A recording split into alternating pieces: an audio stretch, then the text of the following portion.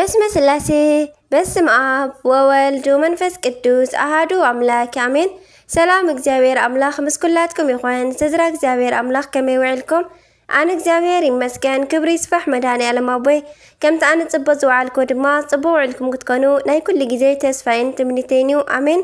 ስንክሳር ዘወርሃ የካቲት ዕለት 11 ቅዱስ ያሬድ ማህሌታይ አሜን። ስንክሳር ድሰምዕ ዘንብብ ፍቅር ጎይታ ኣብ ልቡ ይዕንብብ ሓለዋን ጸሎትን ናይ ቅዱሳን ደማ ይረክብ። ዝክረ ጻድቅ ለዓለም የሉ ዝኽሪ ናይ ጻድቕ ንዓለም ይዝነብር። ካብ ኩሉ ክፉእ ዘበለ ክድሕኑ ንቅዱሳን ተማሕፀኑ አሜን። በስመ አብ ወወልድ ወመንፈስ ቅዱስ አሐዱ አምላክ አሜን። ወርሓዊ በዓል ቅዱስ ያሬድ ማህሌታይን እዩሞ በረኸቱ ይሕደረና አሜን። ከምኡ እውን ለካቲት 11 በዚ ዕለት ናይ ሮሜ ሊቀ ጳጳሳት ዝኸበረ አባ በላትያኖስ ብሰማዕትነት ሞተ። ወላዲተ አምላክ ልሳን አንደበት ኩንኒ። እዚ ቅዱስ በሊሕን ፈላጥን ዝኾነ ዓብይ ተጋድሎ ዝጋደል ኮነ። አብሮም ሃገር ድማ ሊቀ ጳጳስና ተሸይሙ ኣብ ናይ ቅዱስ ወንበር 12 ዓመት ብሰላም ነበረ። ንህዝቢ ዝቐንዐት ተዋህዶ ሃይማኖት እንዳምሃሮም ከሎ ግን መኮንን ፊልጶስ ኣብ ልዕሊ ንጉስ ቀላውዲዎስ ተላዒሉ ኣብ ዝቐተሎ ግዜ ኣብ ክንድኡ ነገሰ።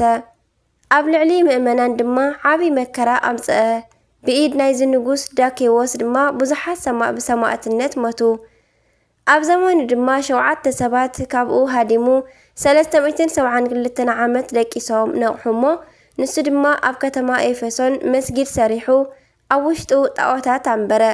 ኩሎም ሰባት ንጣዖታት ምእንቲ ክስውኡ ኣገደዶም። ንጣዖታት ከይሰውኡ ድማ ቀተሎም።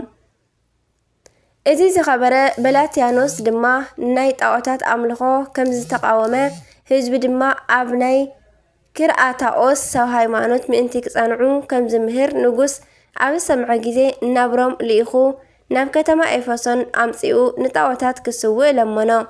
ንሱ ግን ቃሉ ኣይሰምዐን። ንኣማልኽቱ ደኣ ረገመ እምበር ንጉስ ድማ ተቆጥዐ። 1 ዓመት ዝኣክል ድማ ጽኑዕ ስቃይ ኣሰቀዮ። ምስ ስቃዩ ድማ ኣብ ዝሸልተዎ ኣብ ዝደኸሞ ድማ ብሴፍ ርእሱ ቆረጾሞ።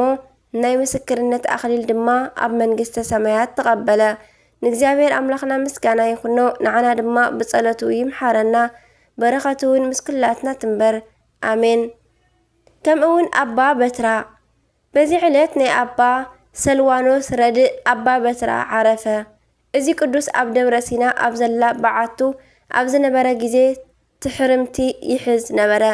ኣብ ግዜ ድራር ድማ ንስግኡ ዘድልዮ ይምገብ።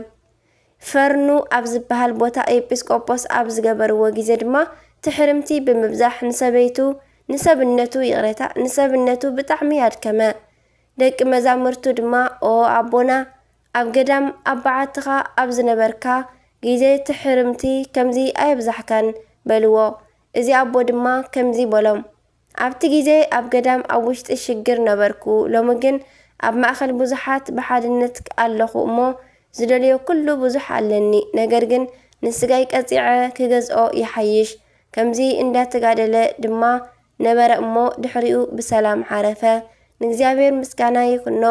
ንዓና ድማ በጸሎቱ ይምሓረና። በረኸቱ ድማ ምስ ኩላትና ትንበር አሜን። ኣባ ኣውሎግ አንበሳዊ በዚ ዕለት ድማ ተጋዳሊ በዓል አንበሳ ኣውሎግ ዓረፈ። ናይዚ ቅዱስ ወለዲ ካብ ሃገረ ንጽቢን ዝኾኑ ብጽቡቕ ስራሕ ፍጹማን ብወርቅን ብሰልድን ዝበልጸጉ እዮም። ንወዶም ድማ ናይ ቤተ ክርስቲያን ትምህርቲ ኩሉ ኣምሃርዎ። ድሕሪ ቁሩብ መዓልትታት ወለዱ ብዙሕ ገንዘብ ገዲፎምሉ ሞቱሞ። ኣብ ሓደ መዓልቲ ድማ ኣውሎግ ዘለካ ገንዘብካ ኩሉ ሸይጥካ ንድኻታት ሂብካ መከራ መስቀልካ ተሸኪምካ ንዓ ተኸተለኒ ንዝብል ዝኸበረ ናይ ወንጌል ቃል ሓሲቡ ሽዑ ገንዘቡ ኩሉ ንድኻታትን ንዝተሸገሩን ጸሞም ንዝሓደሩን በቲኑ ናብ ኣባ ኣውሎጊን ከደ። ንሱ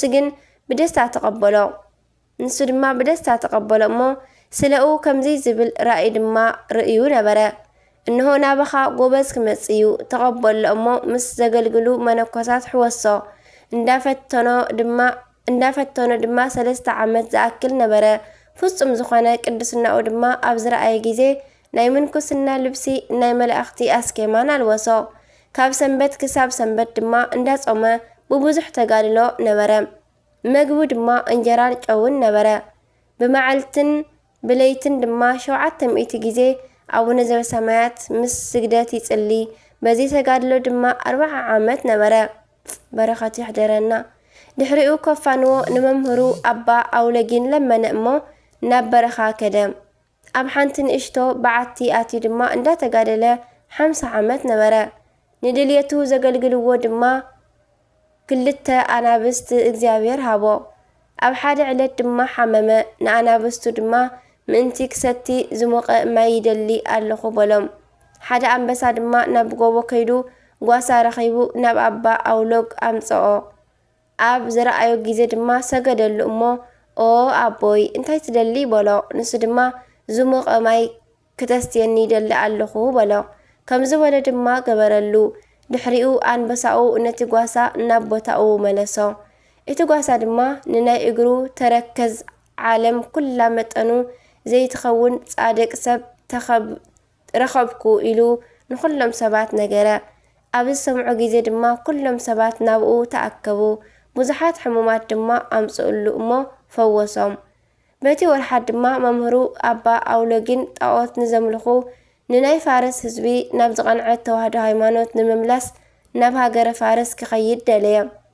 ደጊሙ ድማ ንወዱ ኣውሎግ ምስኡ ክወስዶ ናብኡ መልእኽተኛ ክልእኽ ደልዩ ከሎ መንፈስ ቅዱስ ንኣንበሳኡ ኣገንዘቦ እሞ ዓጽፉን ወንጌሉን ኣልዒሉ ተሸከመ። ንኣባ ኣውሎግ ድማ ጉዕዞ ኣመልከቶ እሞ ተንሲኡ ድማ ንኣንበሳኡ ተኸቲሉ ናብ መምህሩ ኣውሎጊን በጽሐ። ንሱ ድማ ብደስታ ተቐበሎ። እንዳተጓዓዙ ድማ ኣብ ጤግሮስ ወሓዚ በጽሑ። እቲ ማይ ድማ ተኸፊልሎም ተሻገሩ። ናብ ውሽጢ እቲ ሃገር ድማ ኣብ ዝበጽሑ ግዜ መሃርዎም። ናብ ዝቐንዐት ተዋህዶ ሃይማኖት ድማ መለስዎም እሞ ብኣብ ብወልድ ብመንፈስ ቅዱስ ስም ኣጥመቕዎም። ኣብ ሓደ ዕለት ድማ ቅዱሳን ኣብ ዝጠመዩ ግዜ ምግቢ ምእንቲ ከምጽኡሎም ኣባ ኣውሎግ ንኣናብስቱ ኣዘዘ። ከይዶም ድማ እንጀራ ኣብ ልዕሊ ኣድጊ ጽዒኑ ዝጓዓዝ ሽማግለ ረኸቡ። ህፃን እውን ምስቲ እንጀራ ኣሎ። ነቲ ኣድጊ ድማ ናብዞም ቅዱሳን ኣምጽእዎ። ካብ ስንባደ ዝተለዓለ ድማ እቲ ህፃን ሞተ። እቶም ቅዱሳን ድማ ምስ ጸለዩ እቲ ህፃን ድሒኑ ተንስአ። ቅዱሳን ድማ ተመገቡ። እቶም ኣናብስት ድማ ነቲ ኣድጊ ምስ እንጀራን ምስቲ ህፃንን ናብቲ ሽማግለ ወሰድዎ። ድሕሪኡ ኣባ ኣውሎግ ናብ በዓቱ ተመለሰ እሞ ቁሩብ ሓሚሙ ዓረፈ። ብዓብይ ክብሪ ድማ ተቐብረ። እዞም ኣናብስት ድማ መቓብሩ እንዳሓለዉ 12 ዓመት ነበሩ። ድሕሪኡ ናብ ዱር ኣተዉ።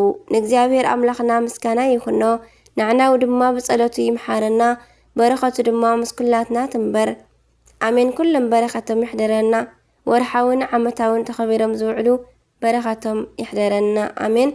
11 ለካቲት ዝኽበሩ ዓመታዊ ናይ ቅዱሳን በዓላት ድማ ኣባ ኣውሎግ ኣንበሳዊ፣ ኣባ ኣውሎጊን ጻድቅ፣ ኣባ በትራ፣ ኣባ በላትያኖስ ሰማዕት፣ ኣባ አብርሃም ኤጲስቆጶስ፣ ኣባ መቃቢስ፣ ኣባ ኮንቲ።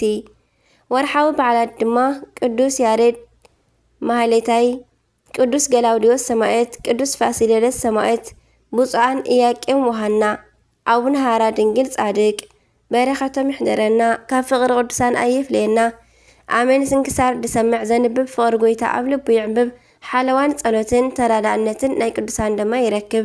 ዝወደቐ ዝነጠበ ካብ ቃል ካብ ፊደል ድማ ኩሉ ብኣፈ ቅዱሳን ትጓሃ መላእክት ይተኣረመለይ ኣሜን። ኣቡነ ዘበሰማያት ይትቀደስ ስምከ ትምጻእ መንግሥትከ ወይኩን ፈቃድከ በከመ በሰማይ ከማሁ በምድር ሲሳየነ ዘለለ ዕለትነ ሀበነ ዮም ህድግ ለነ አበሳነ ወጀጋየነ ከመ ንሕነኒ ንህድግ ለዘአበሰለነ ኢታብአነ እግዚኦ ውስተ መንሱት አላ አድኅነነ ወባልሐነ እምኩሉ እኩይ እስመ ዚአከ ይእቲ መንግሥት ኃይሉ ስብሐት ለዓለመ ዓለም አሜን።